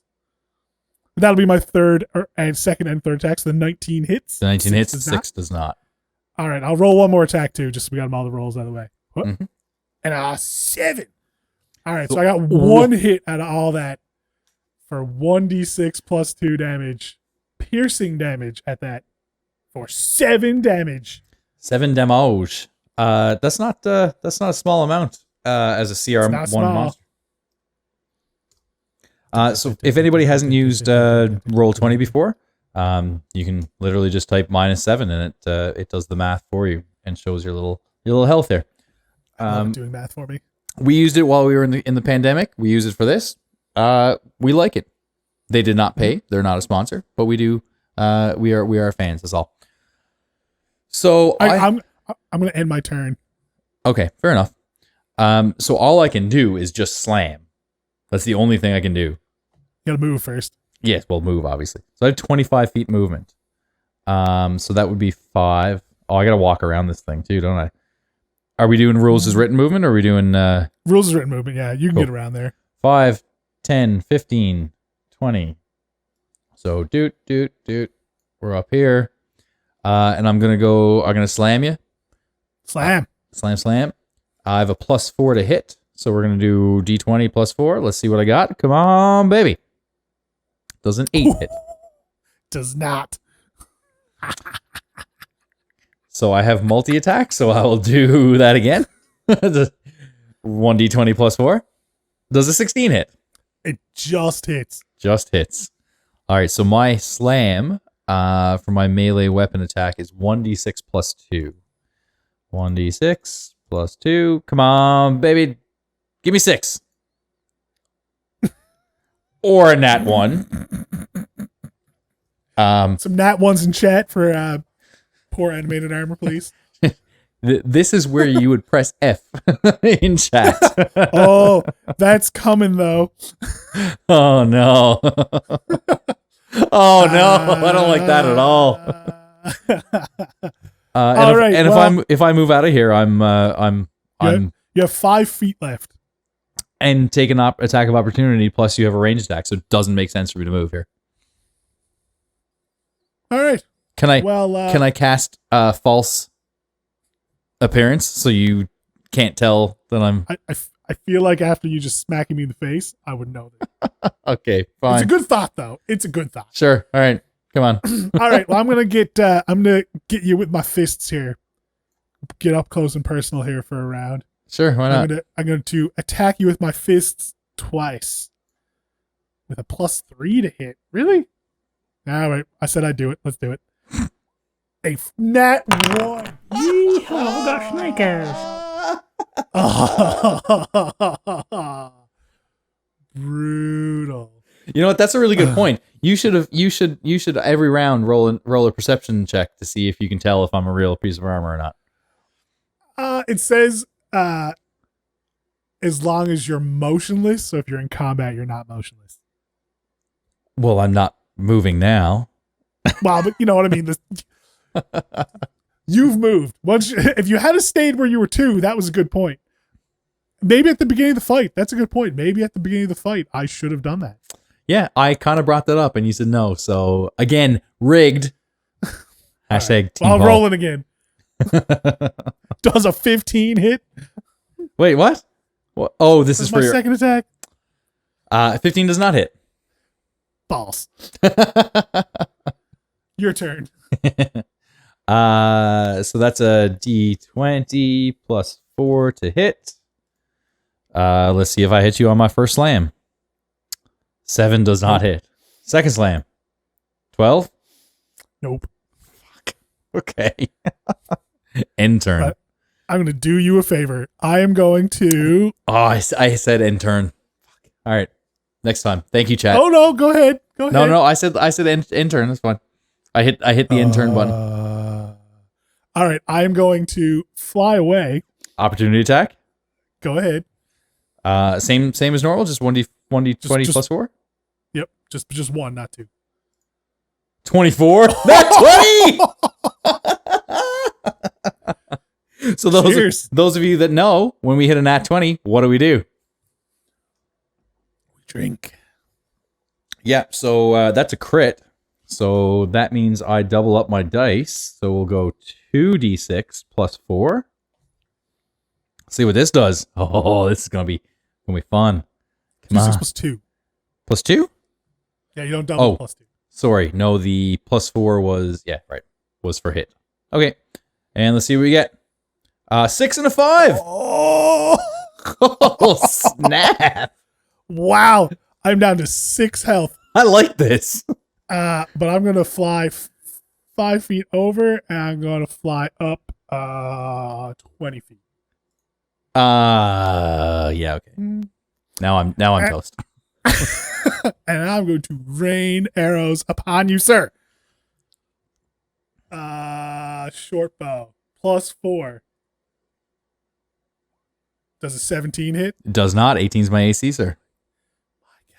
Does a 22 hit? 22 hits. Yeah, I'm going to do all the rolls. So Yep. that's 1 hit. Does a 17 hit? Nope. Does a 23 hit? Shit. Okay, so you hit with 2 of them. So 1d6 plus 2 for 3 damage. Oh my god. Minus 3, so we're at 23 damage. And 1d6 plus 2, 5. So we're at minus 5 is 18 damage. And I'm going to end my turn 20 feet in the air. I'm going to zoom in here for the people watching. So I don't know if there's anything I can do right now, is there? You take the defensive action. Is there anything around that I see? I'm asking you this as if you're the DM, but I guess you would be the DM. Is there anything around that I can see that I can throw at you? I don't know, chat. Is there anything around that he can throw? Callisto says throw your gauntlet at it. I don't know if you can. That's literally your body. It's literally part I of me. would say, though, there are rocks around. You could use an improvised weapon. Yeah. It'd be a 20 plus your strength to hit, and then a 1 plus your strength damage. So a D20 plus strength to hit. Yeah, no proficiency because you're not proficient with unarmed or improvised weapons. And then what was damage you said? Damage would just be 1 plus your strength. That's the way improvised weapons work. There's a feat that can make it a D4 plus your strength. Okay. I will, and that's an action then, is it? That's your action, yeah. And not a multi-attack either. I'm sorry, bud. That's fine. And if I was to take the defensive action, that would be, for those watching at home. I would be attacking you at disadvantage. Think about it, though. If you can hit, I only have 6 health left. If you can hit, you can do, that's 2 damage every round. If you can survive 3 rounds. Yeah. Well, that's the thing is I have to do damage to you and you're not going to come down, obviously. So, No. so only option I have is to do damage to you and not take defensive. So I will do that. I will reach over and grab a stone that I find, the biggest one within my vicinity. You said this is a 1d20 plus strength, so it'd be plus 1. My strength is 2, sir. Is it? Oh, that's my strength. You are correct. Oh, so you do 3 damage. You only have to hit me twice. Good luck. That's right. All right, here we go. Come on, I need this so bad. It's a 13 hit. Oh, swing and a miss. Oh no. Sorry, buds. I use a bonus action to weep to myself. To cry. I'm just gonna move over to the other side here, just to move it around a little bit, and I'm gonna roll my 4 short bow attacks against you again. So you're still Ready? Hold on, you're still as far high up in the air as you can, right? Because this was the 20 blue. feet. Yeah, I can go up. My short bow has a range of 80 feet without taking disadvantage. Mm-hmm. So I could go higher if I wanted to. There's no real point. Okay. So 1d20 plus 4. That's 1 hit. Oh, 1d20 plus 4. Oh no, shit. Miss. Oh, well that's the damage. So you took 6 damage. Oh.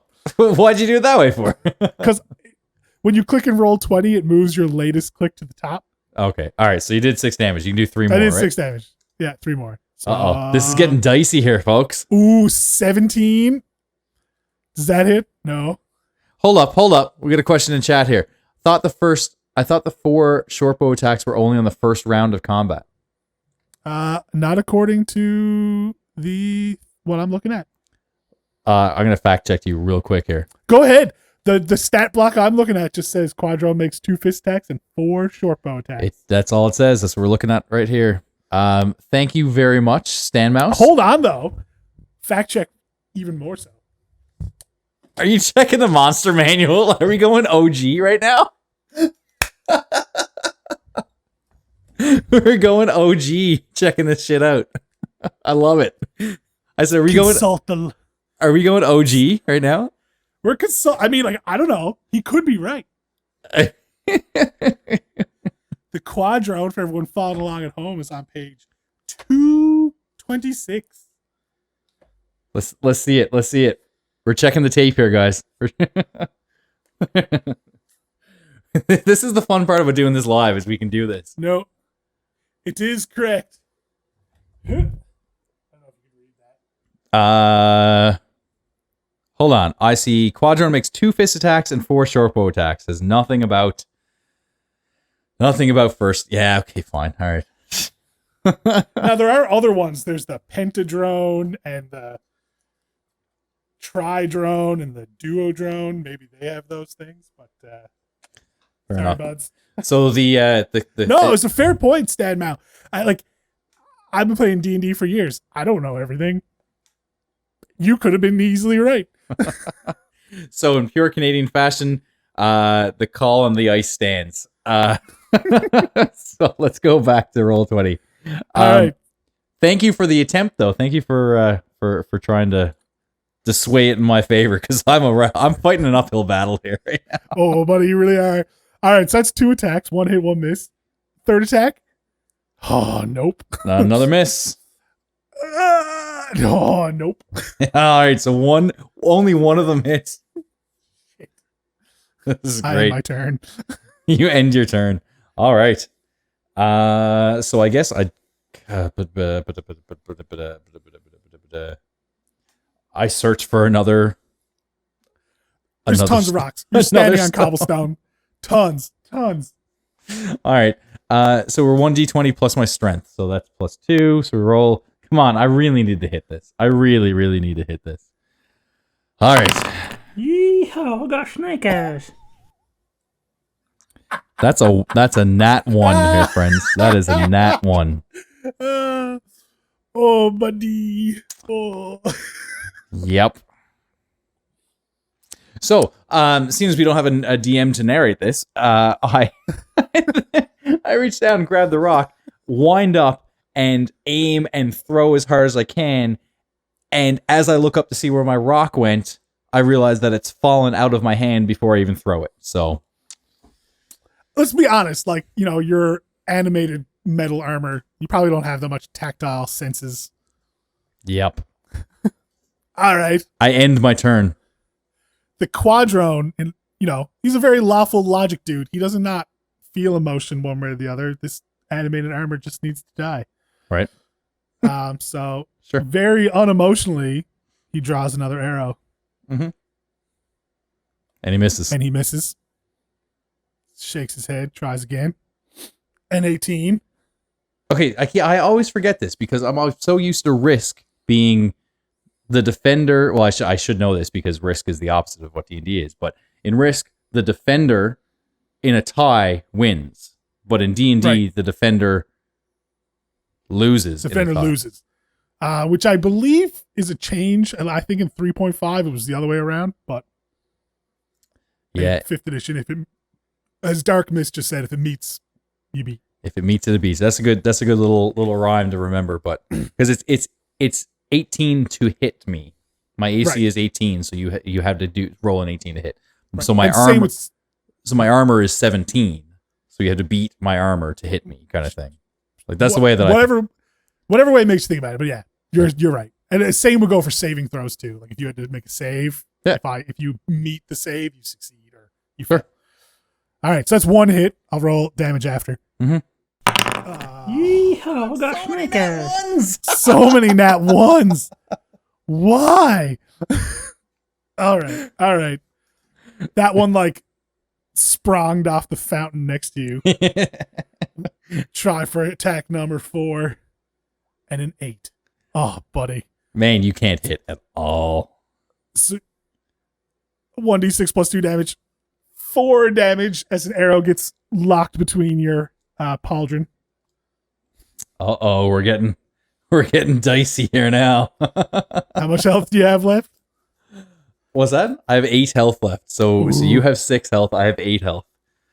The only thing I can do. So this is this could have been a different CR battle tonight if our poll went a different way.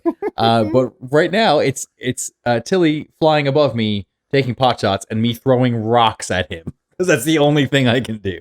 So I reach over and find a rock, wind up and throw as hard as I can and pretend that I am a baseball pitcher. And Oh! Nat 20! What? And you know what that means? So, okay, now this is a question. So it doubles your dice. So I think that means you do 4 damage? Is that how that would work? I don't know, but one? there's one thing we have to get to first before we get the damage, and that's bottoms up. Cheers. Cheers. Cheers for the nat 20. All right. Okay. Hold on. I gotta Google this. Improv. I did not think we were going here tonight. Improvised weapon 5e crit. We're checking the rules a bunch on this one. We never check this much.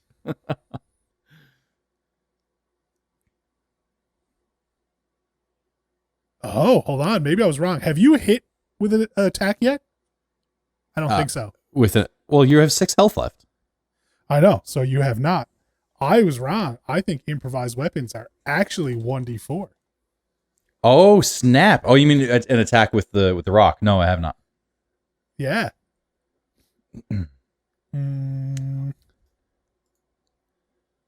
What does it say? Improvised weapons. This is where we need a... You're right. So it deals 1d4 plus your strength. So you deal 2d4 plus your strength. My strength is 2, so that is 4 damage minimum. Oh, no! But you're fucked. No! So Anna's comment in the chat right now, she heard my roll, the result from the roll from the other room before she heard it on the stream. Sorry, it was exciting, okay? All right. 1d4 plus 2, yeah? 2d4 plus 2. All right. I need this so hard. Come on, double ones. You got one. What? You only rolled 1d4. Oh, okay. Roll another d4. All right, so I got a nat 1. Come on, another nat 1. Are these 1 or dice, 2. Are these 1 dice or 2. only 1s or 20s? That's it. All right. Just a d4, not plus anything. Just a d4. You're fucked. If I roll another 1, you're dead. I have 6 health. Oh, no! That's a 3 damage and 4 damage, sir, to you. The Quadrone disintegrates midair, and its short bow falls clanking to the cobblestone beneath it. So, F in chat for respects. Pay your respects to the Quadrone. As soon as there's nothing left, the armor walks over to the bow, picks it up, puts it on his back or however you would mount a bow, and then walks over to take his place on this pedestal right here. Well done, sir. And then uses his false appearance ability where you can't tell any difference. So, that was incredibly exciting. That was a lot more fun than I thought it was going to be. I mean, like, to be honest, I could have just flew away and, like, I could have cheesed that whole fight, but that's not fun. But didn't you do that, though? But I could have flew, like, way out of range of your throwing. Oh, what's the range on throwing, then? I think, like, 20 feet. Oh, all right, fair enough. That would have been real boring, though. It would have been super boring. The improvised throwing weapon is a normal range of 20 feet and a long range of 60 feet. My short bow has a regular range of 80, so I could have just flew up 80 feet and just peppered you. But like, don't put an asterisk next to my win. The dice. Sorry. Good job. Good job. The dice sealed my victory tonight. Thank you. Yeah, the dice, that crit was amazing. Yeah. Game changer. Play the game 100%. Yeah, play the game. Animated armor with a rock. Who'da thunk? All right, so we need to showcase this first before we move on here. Yep. Another one in the win column for Mr. Paul. Thank you very much. Sorry, I'm just reveling in this a little tiny bit. I lost the first 3, okay? So we're 3-2 now. We're almost even. If I win next week, we're tied up. I'll take it. That was exciting, and That was exciting. I thought it was going to be super boring, given some of the opportunities for it to be one-sided. So, cool. Yeah, cool. Good job, Paul. Thank you. You'll be kept on. I'll be. I think that was my most fun CR battle so far. I'm glad you liked it. Yeah, I'm into it. If any of you guys want to do this at home, this is super easy to do. Just pick 2 and just pick a stat block and just kind of do it. You can do it 4 or 5 times to see who comes out on top. Like, it only takes a minute to do.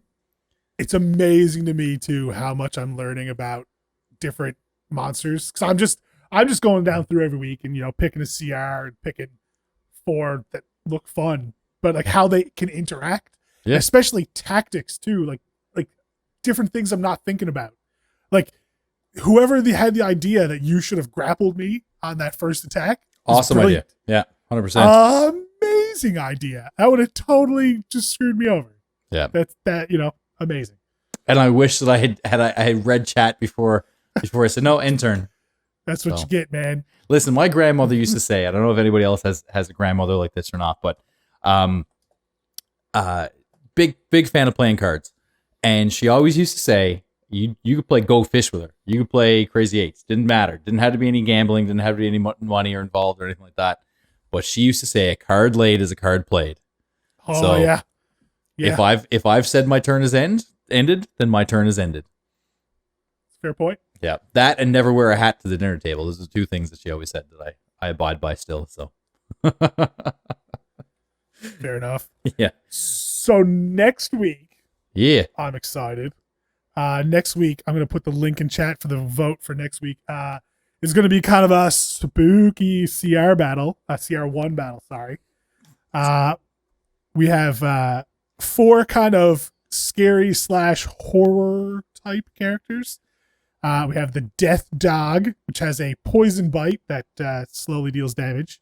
We have a Ghoul, which has a paralyzing claw attack that lets it bite and consume their targets a bit easier. The Maw Demon, which is a large mouth, which does a ton of damage.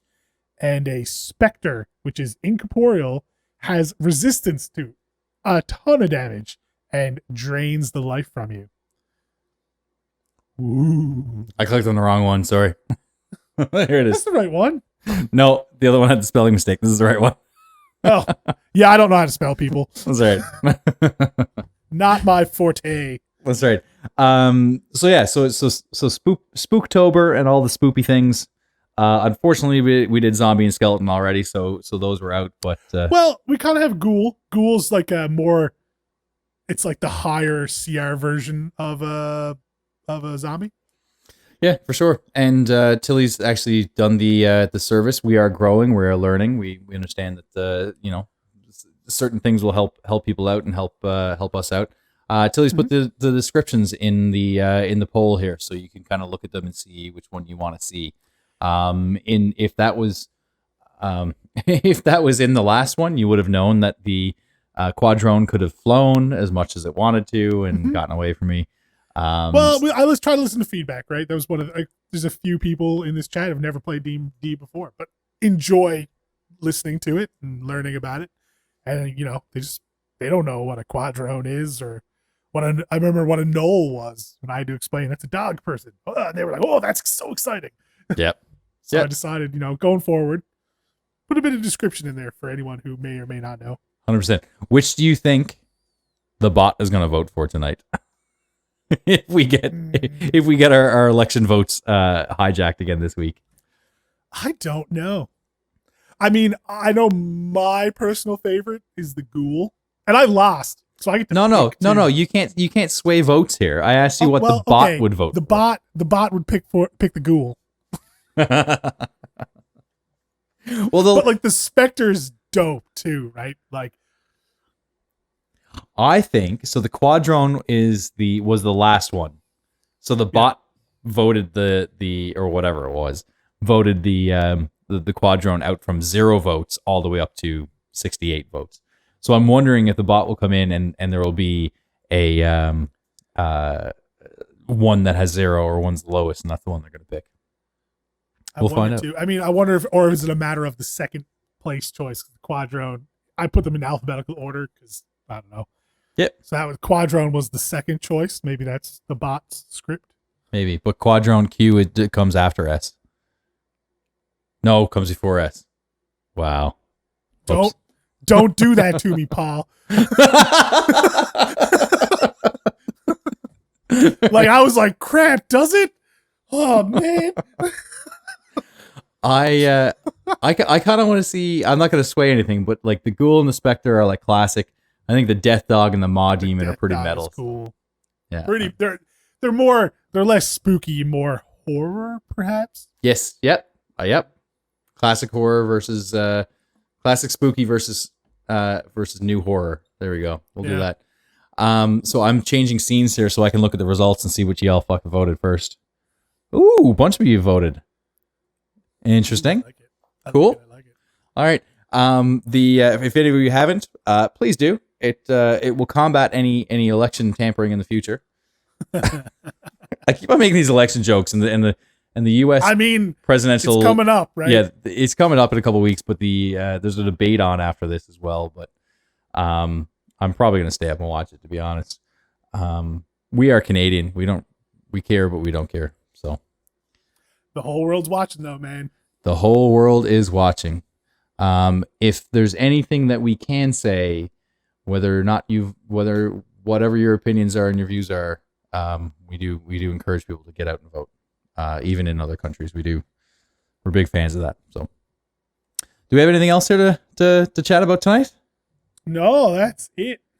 Cool. So I just posted that link in chat again to the straw poll just in case. Yes, 100%. Please go ahead and click on that link and give us or vote. Sorry, not give us a vote, but let us know what you want to see for the CR battle next week, and maybe I'll get my winning or my tying win.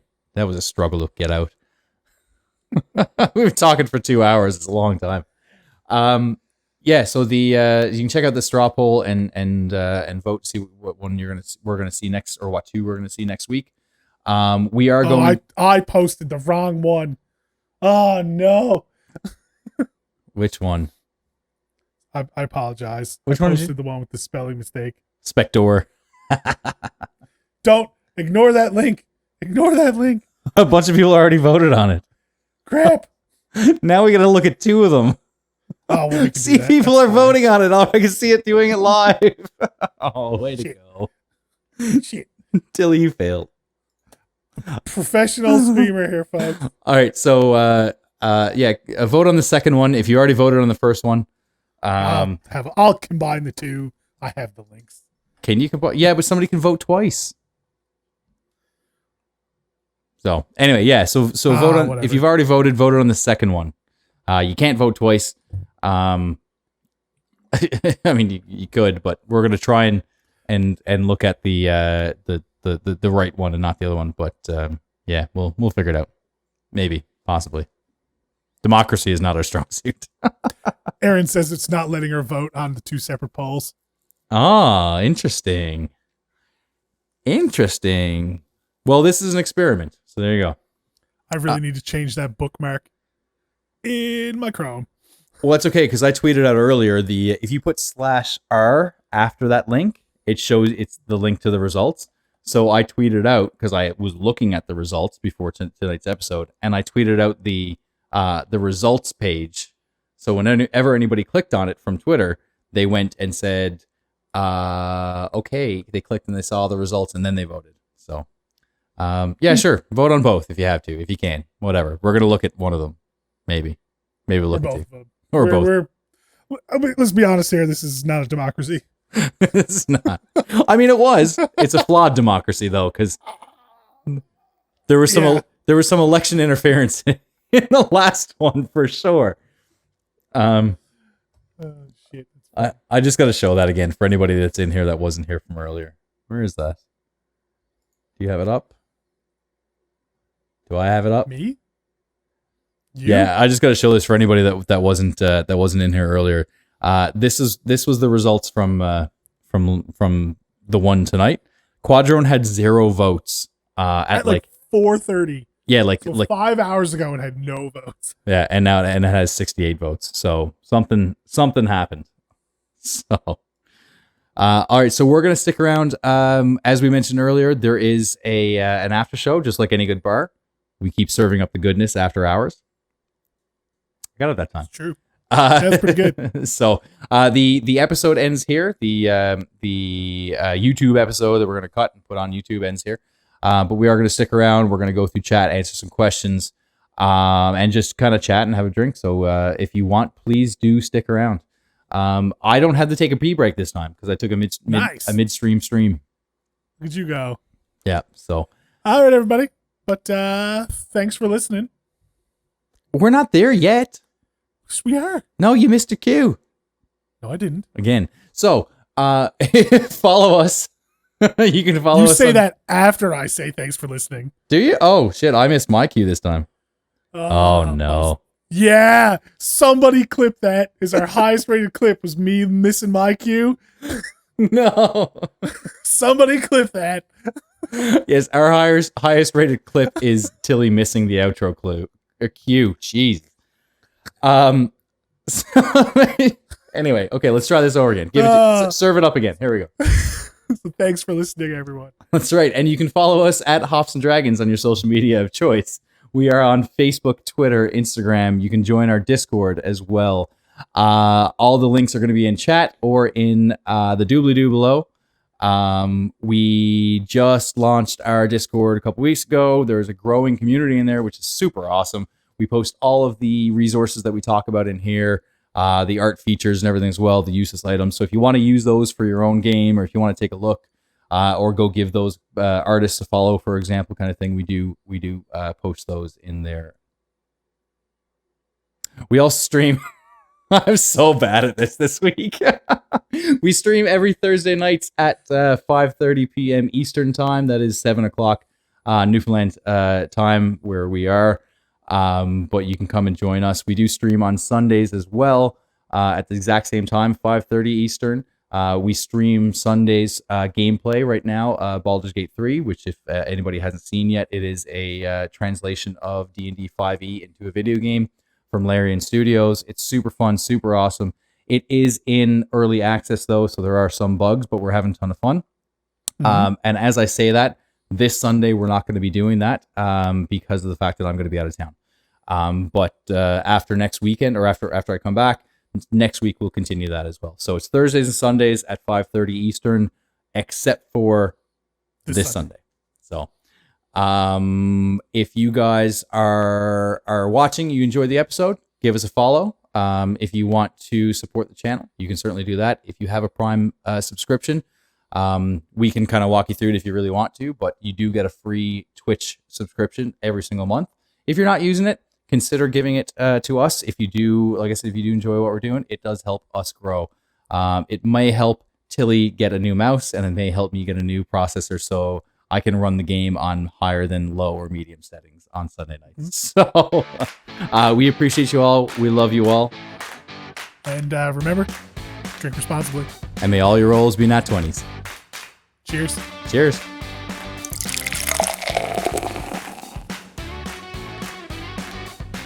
Best outro ever. Most encumbered, whatever outro ever.